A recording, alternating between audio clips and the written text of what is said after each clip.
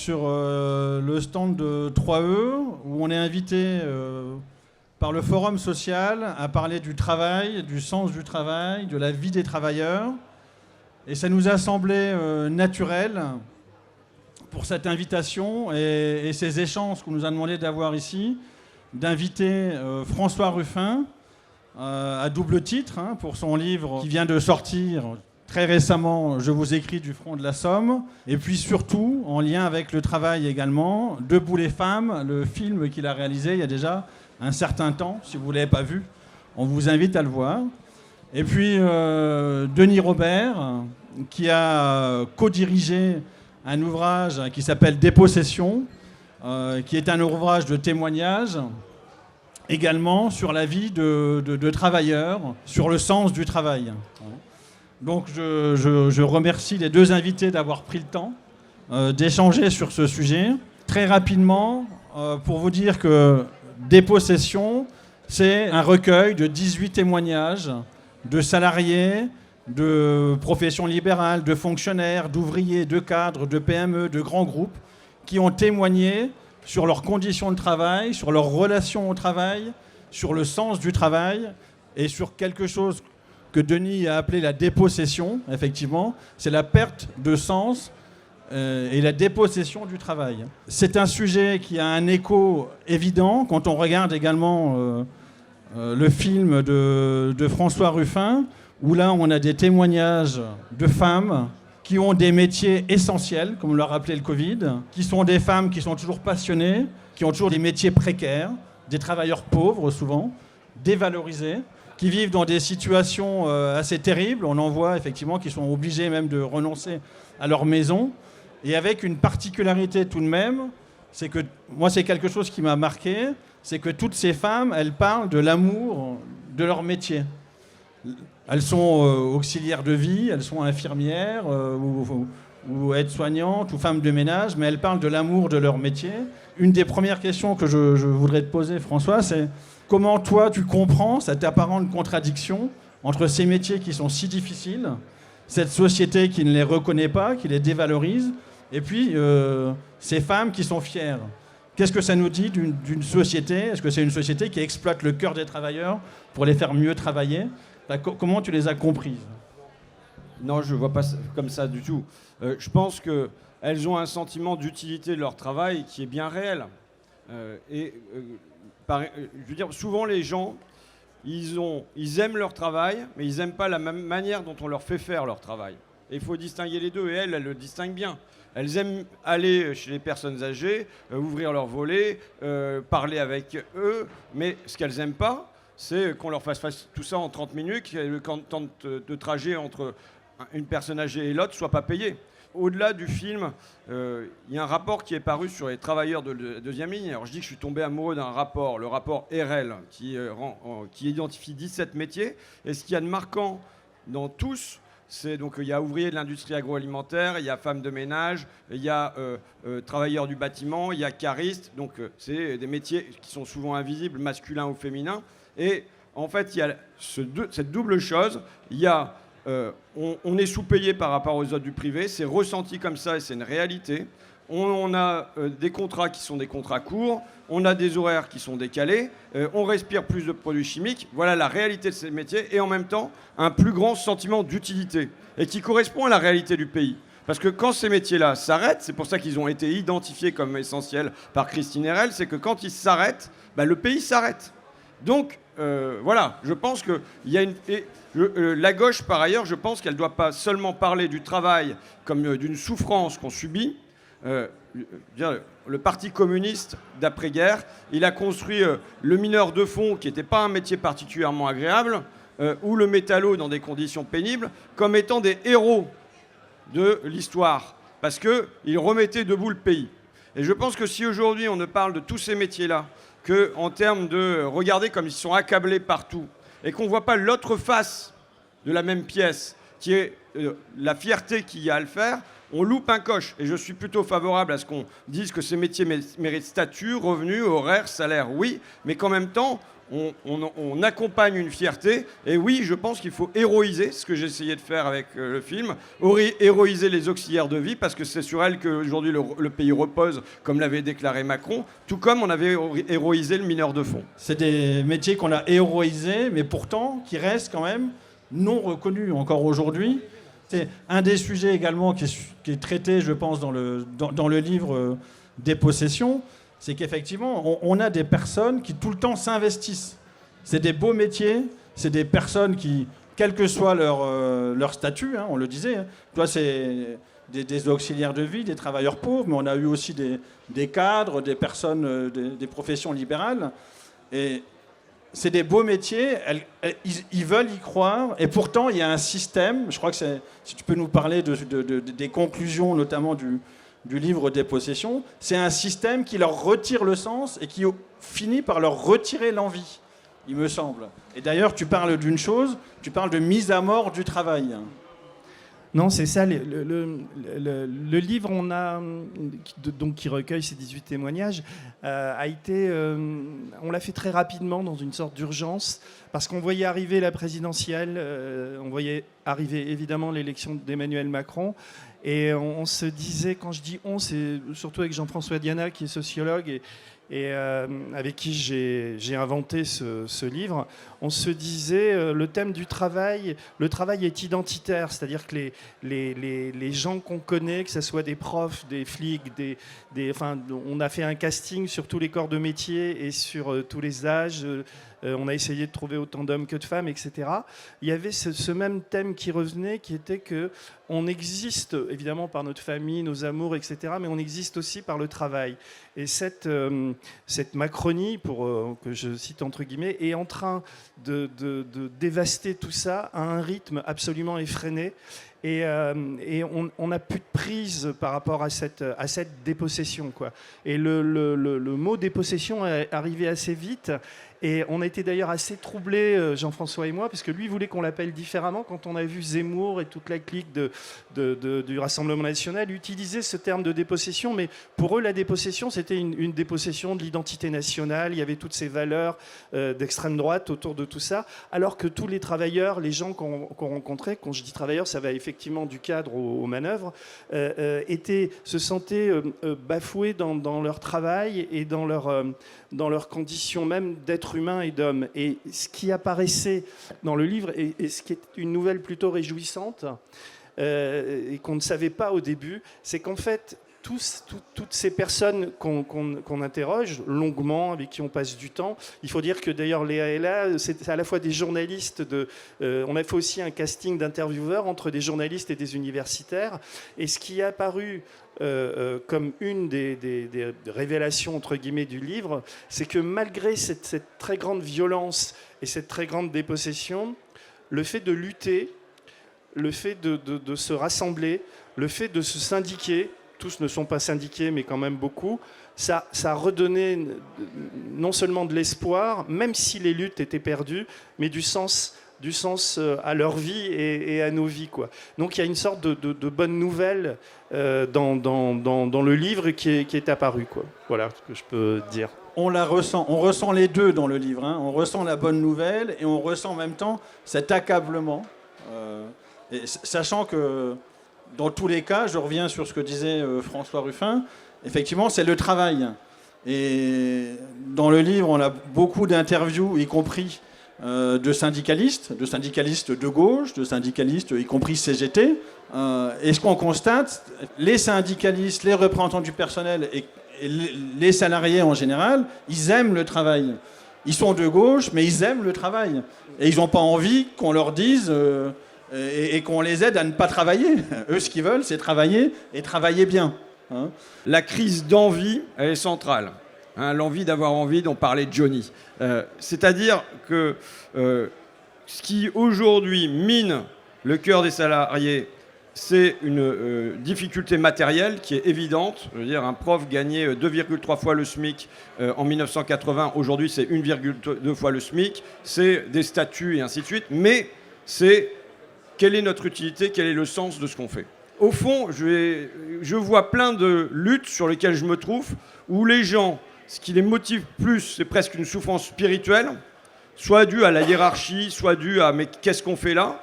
Mais au fond, comme parler de ça, il n'y a pas les mots dans notre vocabulaire syndical et ainsi de suite, ça se traduit en chiffres en bas de la fiche de paye, et qui est une demande légitime.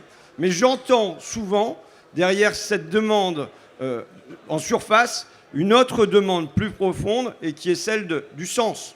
Par exemple, la crise des autocaristes aujourd'hui, mais on pourrait dire la même chose pour le recrutement des auxiliaires de puériculture ou des accompagnantes d'enfants en situation de handicap ou des auxiliaires de vie sociale. C'est surtout des domaines dans lesquels il y a pénurie. C'est une pénurie qui est due à la fois aux facteurs matériels. Je veux dire qu'un autocariste, il travaille 2 heures le matin, 2 heures le soir. L'auxiliaire de vie, c'est pareil, ça va être du travail découpé en tranches, mais ça va être aussi dû à la manière dont on fait exercer le travail. Par exemple, les 2 institutions qui sont en crise aujourd'hui, crise de l'hôpital. Pourquoi les infirmières, même avant la crise Covid, quittaient l'hôpital en moyenne 5 ans après leur entrée? Et elles ont décidé de changer le métier. C'est pas seulement à cause des horaires, oui, c'était dur. C'est pas seulement à cause du salaire qui est trop faible, mais quand on en discute avec elles, c'est comment on le fait exercer, comment on peut traiter les gens comme ça.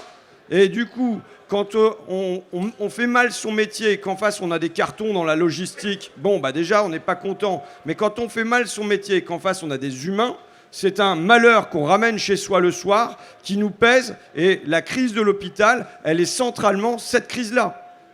La crise de l'éducation nationale, parce que moi, ce sont quand même les 2 piliers. J'ai lu sur une pancarte dans une manif de profs, l'école est un hôpital comme les autres. Et ça me paraissait tout à fait juste. Et se dire qu'aujourd'hui, ce sont une instance qui est sur les fondements de la République, hein, les hussards noirs qu'on a envoyés dans tous les villages pour construire la 3e République, et de l'autre côté, le pilier de l'État social qui est l'hôpital, qui sont en crise. Mais l'école, c'est pareil. Il y a évidemment des difficultés, je l'ai dit, sur les salaires, mais quand on fait des réformes et des réformes et des réformes et des réformes, quand on embarque les gens dans une direction puis dans une autre direction, les gens ils comprennent plus ce qu'ils viennent faire à l'intérieur de ce machin-là. Et je pense que la crise de sens, et donc ça veut dire que peut-être, je ne sais pas comment dans un forum social qui a des syndicats et tout ça, ça veut dire que les syndicats doivent trouver aussi le mot pour dire ça. Les mots pour convertir une douleur des salariés, pas seulement en revendication matérielle, mais aussi quasiment en revendication d'un ordre qui est presque spirituel. Peut-être je raconte des conneries, mais on est là pour les... Voilà. Et voilà, je pense qu'il y a quelque chose, des mots qu'il faut réussir à poser sur un mal de cette nature-là. Je vais rebondir sur tes conneries là, parce que en fait, toi tu es un homme politique et donc moi je suis donc journaliste et le patron de Blast et je trouve intéressant depuis quelques jours, grâce à des initiatives comme ton film ou comme le bouquin qu'on a fait et ton dernier bouquin, le thème du travail, en tout cas en cette rentrée politique, on va dire, et ici à la fête de l'UMA, commence à imprimer, quoi. Et on voit bien, enfin, en tout cas, moi, en tant qu'observateur, je regarde les dépêches, je lis ce qui se dit autour du travail, et je vois deux débats qui te concernent d'ailleurs assez directement, où je trouve que le problème se pose assez mal. Le premier, c'est celui qui opposerait le travail des campagnes au travail des banlieues. Redonner une fierté au travail.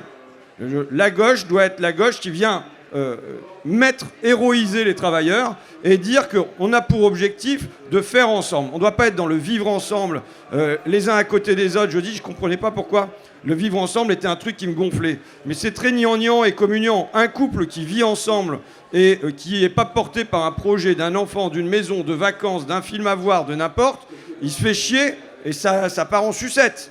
Aujourd'hui, une société qui n'a pas d'autre projet que de s'adapter à la mondialisation, d'être compétitif et ainsi de suite, c'est une société qui se bouffe la gueule. Et donc il faut retrouver le sens du travail ensemble, non le moteur de communion que doit représenter le travail. C'est pour ça que je dis qu'il nous faut dans notre société passer du vivre ensemble au faire ensemble. Et faire ensemble, je le dis en bref, je vous fais un résumé de mon bouquin en 2 minutes, faire ensemble, c'est affronter le grand défi climatique. Mais le grand défi climatique, il ne sera pas surmonté autrement que par du travail aussi.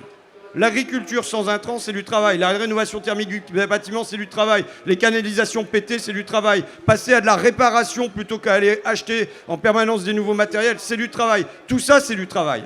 Et donc je pense qu'on doit mettre notre peuple ensemble, les quartiers, les campagnes, tout le monde ensemble, pour affronter ce grand défi qui est devant nous. Et je fais de travailler ensemble, ça produira une jonction qui feront qu'on ne se demandera pas de quelle couleur est la peau de mon voisin, quoi.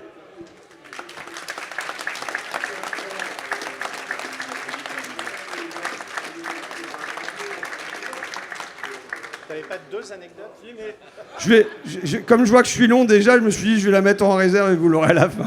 Alors, tout ça, je pense que c'est tellement partagé. Et quand tu le dis comme ça, on se dit que c'est évident. Alors peut-être parce qu'on est ici entre nous et qu'on a tous cette conscience. Mais derrière, on se pose la question. Il y a un moment aussi qui me renvoie dans ton film sur Debout les femmes. C'est au moment du passage de la loi à l'Assemblée. C'est que là aussi, tel que c'est filmé, tout ce qu'on voit de ces femmes, on se dit mais c'est évident. C'est évident, cette loi, il faut la faire. Là, quand tu parles de tous ces métiers, de ce travail, du lien avec le climat et tout ce qu'on peut faire, on se dit c'est évident aussi. Mais alors, après, concrètement, comment on fait? Là, on a les médias avec Blast, on a toi qui es député, journaliste, écrivain, et on se dit mais c'est quoi le plus efficace? C'est le politique? C'est quand tu es journaliste et que tu rencontres ces gens et que tu écris ce bouquin, c'est comment on fait bouger ensuite les choses et comment toi tu vois, mais Non, mais il y a les deux justement. Non, et toi tu es en prise, ça fait suffisamment longtemps que tu te bats aussi contre des évidences. Oui, mais moi j'ai fait d'ailleurs j'ai fait le choix de, alors que j'étais sollicité relativement souvent pour franchir la ligne et faire de la politique, j'ai fait le choix de ne pas le faire parce que j'ai pensé, contrairement à François, que j'étais sûrement plus utile. Et vraiment, je vois Blast et les médias que j'ai créés là récemment ou que j'ai sauvés, je les vois comme ça donne du sens à ma vie. C'est-à-dire, je pourrais très bien faire mes livres, mes films, et puis me dire être beaucoup plus égoïste. Mais là, faire Blast, c'est aussi le choix d'une forme de combat, de générosité, et je pense que les médias, en tout cas les médias comme les nôtres, ont une grande, même si on est petit par rapport à des mastodontes comme BFM, etc., on a une grande utilité et on a une grande nécessité. Et de plus en plus, il faut qu'on occupe le terrain, il faut qu'on grossisse, il faut qu'on crée des alliances entre ces médias indépendants pour amener ces thèmes-là, parce que des politiques, des hommes politiques comme François ou comme d'autres, je veux dire, ils n'y arriveront pas parce que ça ne veut pas dire qu'on est des médias partisans, mais ces thèmes-là ne sont tellement pas abordés dans les médias mainstream que c'est affolant, quoi. La manière dont on formate et on forge le cerveau des téléspectateurs. La question était quand même dire à quel point le travail est invisible. Parce que tu disais dans les médias, le travail est invisible. Mais il y a comme une interdiction d'entrer sur un lieu de travail. C'est pas comme d'ailleurs. Il y a une invisibilité du travail. Moi j'ai souvent dit que je voulais créer un corps de photographes publics. Pourquoi ? Parce que chez nous, on a des photos de nos parents quand on est au Mont-Saint-Michel, on a des photos quand on va à Disneyland, on a des photos à un repas de communion, enfin on a des photos éventuellement quand on joue au foot. Il y a un truc où on voit jamais nos parents, où nos enfants ne nous voient jamais, c'est au travail. C'est comme un trou noir et c'est comme un continent invisible. Je me souviens d'un copain, Vincent, sa mère était infirmière ou aide-soignante, mais elle a dû terminer infirmière à l'hôpital d'Amiens dans un service plutôt fin de vie. Bon. Et il avait fallu qu'il y ait le dernier jour, le pot de départ de sa mère, pour que la première fois, il mette les pieds dans ce service, qu'il rencontre ses collègues et qu'il voit son lieu de travail. Donc c'est, y compris pour nos propres familles, souvent le travail, alors évidemment quand on travaille à Blas ou à l'Assemblée, ils ont l'occasion de nous voir de temps en temps dans nos lieux de travail à la télé, mais c'est un continent qui est invisible. Comment va pouvoir se transmettre une fierté familiale du métier, du savoir-faire, de tout ça, si jamais c'est interdit? Je le dis, c'est interdit aussi et surtout pour les journalistes. Moi j'avais posé dans la loi secret des affaires qui venait encore serrer la vis aux journalistes. J'avais proposé l'inverse, j'avais proposé une liberté pour les journalistes, pour les ONG et ainsi de suite, d'être accueillis sur les lieux de travail, d'avoir droit à une visite de l'entreprise et ainsi de suite. Parce que c'est un lieu où se passent des choses importantes, à la fois pour le salarié, pour le produit qui va en sortir, possiblement pour la pollution et ainsi de suite. Donc le fait que ça soit non pas un lieu qui soit fermé, on sait la démocratie s'arrête à la porte de l'entreprise, mais au contraire, on ouvre ça et on ouvre ça aux autres. Et la chance que j'ai eue pour faire le film Debout les femmes, c'est qu'il y ait Sébastien Jumel, député communiste, ancien maire de Dieppe, qui m'ouvre les portes du service des auxiliaires de vie à Dieppe. Parce que sinon, on allait parler du travail, mais à aucun moment on allait le montrer. Or, le moment au milieu du film où d'un seul coup on les voit qui sont en train de porter une personne âgée, de la laver nue, de la faire passer de son fauteuil au lit, où on voit ce que ça pèse sur les corps, au fond, on comprend tout, c'est le moment où on se tait le plus et on comprend tout. C'est-à-dire qu'il y a une matérialité, il y a une chair du travail qu'il faut voir, qu'il faut comprendre, parce que qui ne peut pas être transmise seulement par les mots. Et je pense que voilà, donc il y a un devoir journalistique, et après il y a un devoir pour moi politique, évidemment, de placer la question du travail en son centre. Je fais encore 2 minutes là ou pas? Pour moi, on avait une séquence idéale. Pourquoi? Crise du Covid-19. Elle vient montrer quoi? Elle vient montrer le caractère indispensable des auxiliaires de vie, des assistantes maternelles, des agents d'entretien, des ouvriers de l'industrie agroalimentaire, de tout ça. Bon, d'ailleurs, le président de la République le dit lui-même quand il dit « Il faudra se rappeler que notre pays tout entier repose aujourd'hui sur ces femmes et ces hommes que nos économies reconnaissent et rémunèrent si mal. » Et qu'il ajoute, citant la Déclaration universelle des droits de l'homme de 1789, les distinctions sociales ne peuvent reposer que sur l'utilité commune. Je connais très bien mon Macron de gauche, il dure 30 secondes. Mais à la suite de ça, je l'ai dit, rapport RL. Rapport RL remarquable sur les 17 métiers de la deuxième ligne. Quelle est la conclusion politique qui en est tirée par Elisabeth Borne, ministre du Travail? Nous faisons le pari avec confiance que le dialogue social aboutira à quelque chose d'intéressant. C'est-à-dire, c'est la main invisible du marché rebaptisée dialogue social qui va faire qu'entre les forts et les faibles, une harmonie va se trouver. Il ne s'est rien trouvé du tout, les agents d'entretien, rien n'a changé pour eux, les auxiliaires de vie, rien n'a changé pour eux, les ouvriers de l'industrie agroalimentaire, rien n'a changé pour eux, les travailleurs du bâtiment, rien n'a changé pour eux, et ainsi de suite. Et je pense que là, on avait plus qu'une brèche pour s'engouffrer dedans et venir se saisir de ces travailleurs de la seconde ligne. Avec, s'en saisir à la fois sur le terrain matériel, statut, revenu, horaire, salaire, mais s'en saisir aussi sur le terrain de la fierté en les héroïsant, avec des effets électoraux, on va parler d'élections, avec des effets électoraux. Comment? Ça représente 5 millions de personnes. 5 millions de personnes qui se sentent maltraitées dans leur métier. Comment pourraient-ils se reconnaître dans notre discours si nous ne citons même pas leur métier? Si nous ne disons même pas caristes, alors que la France est en train de se transformer en un vaste pôle logistique, alors que si les caristes s'arrêtent de bosser, on n'a plus un rouleau de PQ dans nos supermarchés. Donc là, il faut prononcer ces noms de métiers pour qu'au moins les gens se reconnaissent un peu, qu'ils disent, ils parlent de nous. Bon, vous connaissez ma méthode, moi c'est Sylvie, 44 ans, bidule, qui habite à machin truc, mais chacun son style. Mais en tout cas, je pense qu'il faut faire exister ces métiers. Comment le mineur de fond aurait pu se reconnaître dans la gauche si la gauche n'avait jamais parlé de mineur de fond? Non, c'est pas possible. Donc ces métiers-là, il faut absolument les évoquer, en parler, non pas en statique, mais en dynamique, en disant pourquoi on est fier de ça. Voilà, et je pense par ailleurs que ça aurait un deuxième effet électoral. C'est qu'une profession, par exemple, comme auxiliaire de vie, si on en parle, si on la met en valeur, si on dit oui, en 5 ans, nous on vous garantit que vous aurez un statut et un revenu, c'est pas seulement l'auxiliaire de vie qui va voter pour vous, je pense. C'est aussi tout l'entourage, c'est les gens chez qui elle passe. Parce que auxiliaire de vie, c'est un métier populaire. Populaire au double sens du terme. C'est un métier populaire parce que ça a un recrutement populaire. Mais c'est un métier populaire parce que c'est aimé. Les gens, ils sentent bien qu'elles font un travail formidable et qu'elles ne sont pas récompensées comme elles le doivent. Et donc je pense qu'une manière de se rendre populaire, c'est d'accompagner ça. Dire... une raison pour laquelle j'ai fait ce film et pourquoi j'ai fait ce rapport sur les métiers du lien. Moi, je suis associé à l'industrie. Je me suis bagarré sur les Goodyear, sur les Whirlpool, sur à peu près tout. Mon film Merci Patron était sur l'industrie. Mais la réalité, malheureusement, sur 20 ans, c'est que ce sont des combats qui sont perdus les uns après les autres et aux effectifs déclinants.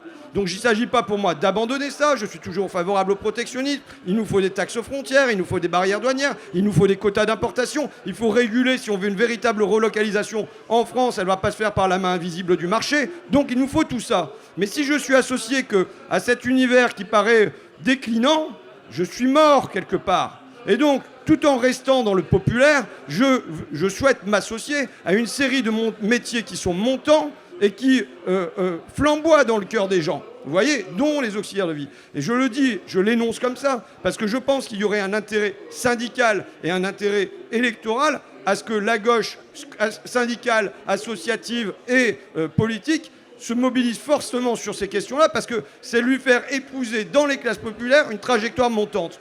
Montante pour deux raisons.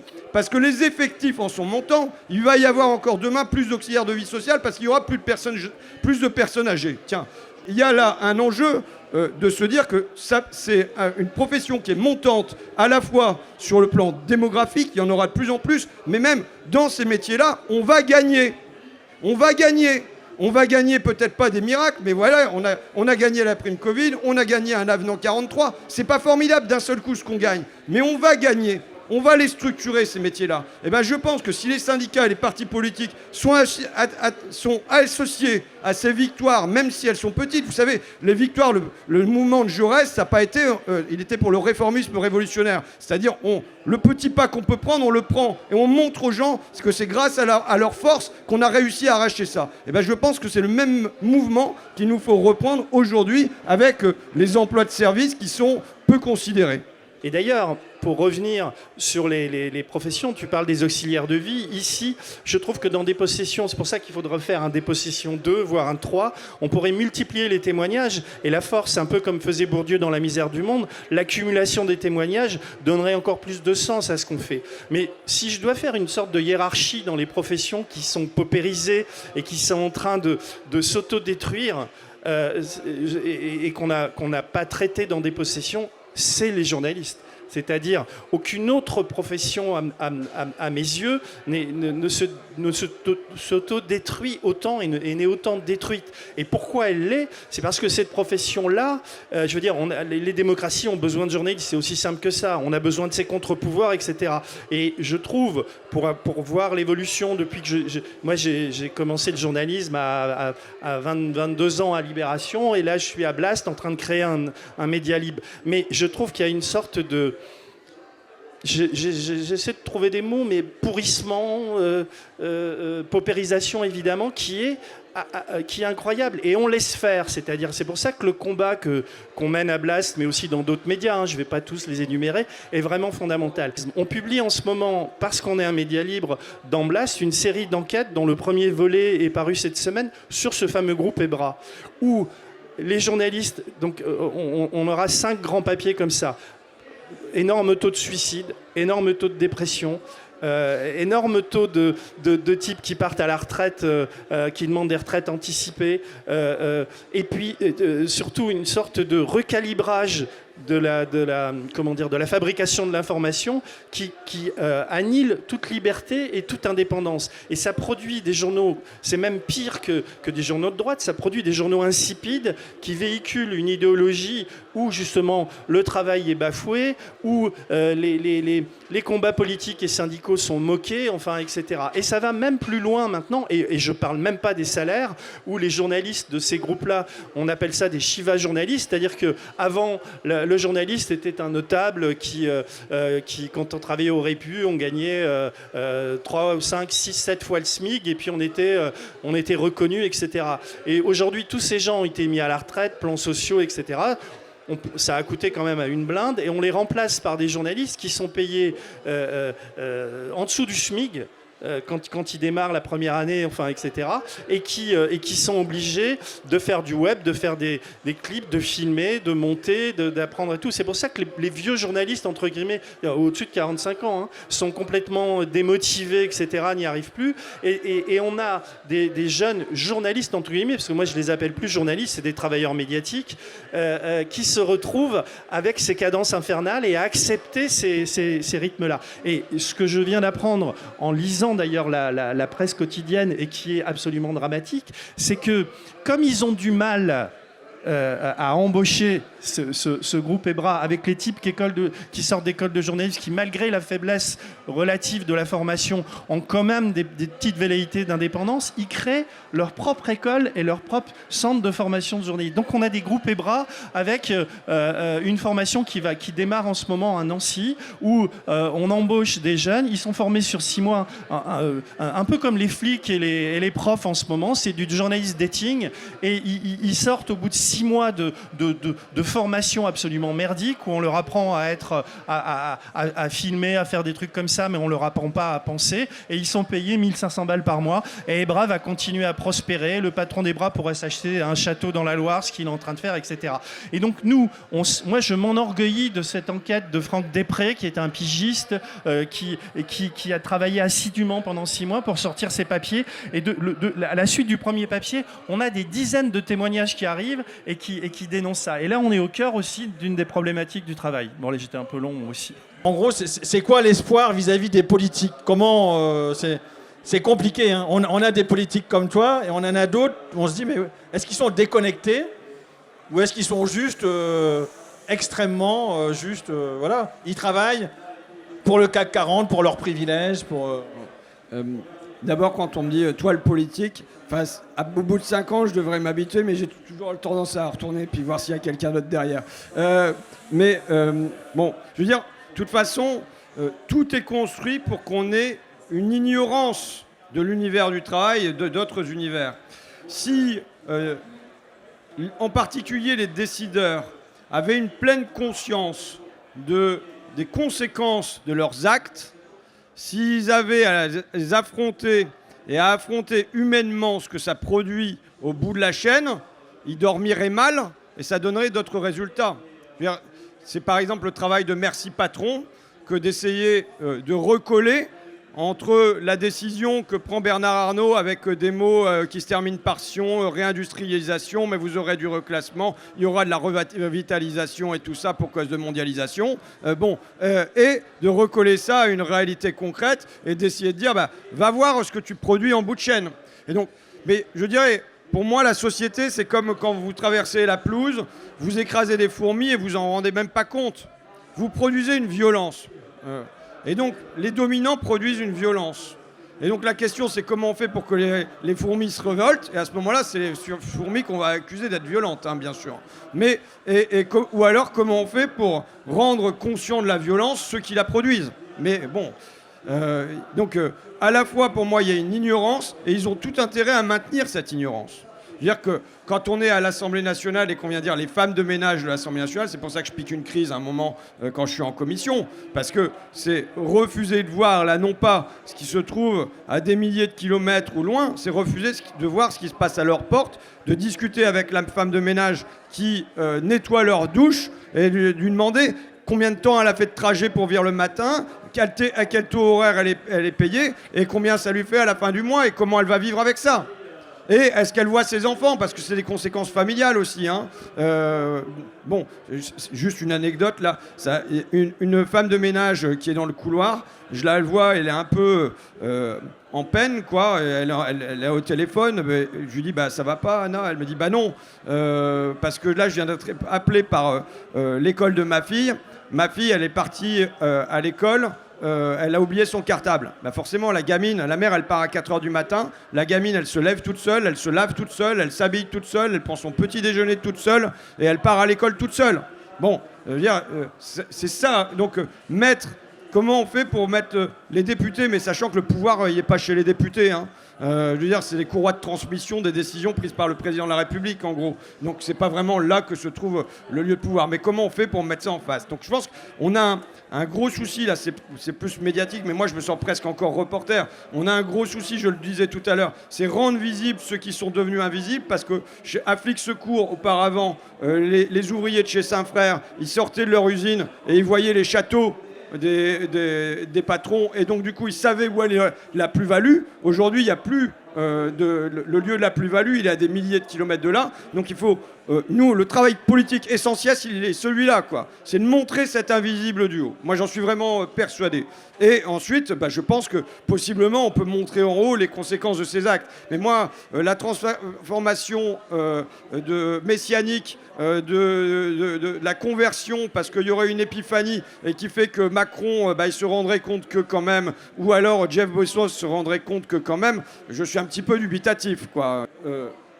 J'ai décrit une dernière scène. Sophie Cluzel, ministre du Handicap, vient à la préfecture d'Amiens.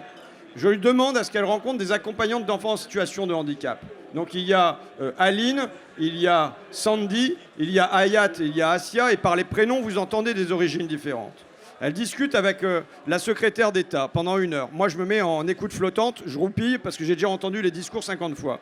Et je me dis, mais bon sang, ça fait 2 ans que je les suis. Là, ça fait 1 heure qu'elles discutent. Et il n'y a pas un moment où elles ont causé de est-ce qu'on va manger ou pas halal le vendredi, est-ce que quels habits on doit porter. La question qu'elle pose, c'est comment on peut vivre de notre métier, comment on peut mieux le faire pour les enfants trisomiques, pour les enfants autistes et ainsi de suite, sans se poser des questions d'origine et tout ça. C'est la première leçon, c'est que quand on met les gens ensemble à faire, je pense que ces questions-là ne se posent même plus. Et la deuxième chose, c'est de dire que Hayat Madboua, accompagnante d'enfants en situation de handicap, qui est dans les quartiers nord d'Amiens, a fait 65% à Flix-Secours puisqu'elle a été ma suppléante. Elle était ma suppléante dans une ville où qu'on pourrait essentialiser, puisque c'était 45% pour Marine Le Pen au premier tour de la présidentielle et 65% de la même manière au deuxième. Donc, les situations, on ne peut pas les regarder en statique, on doit les placer en dynamique, et c'est comme ça qu'à la fin, c'est nous qu'on peut... C'est mou. À la fin, c'est nous qu'on peut...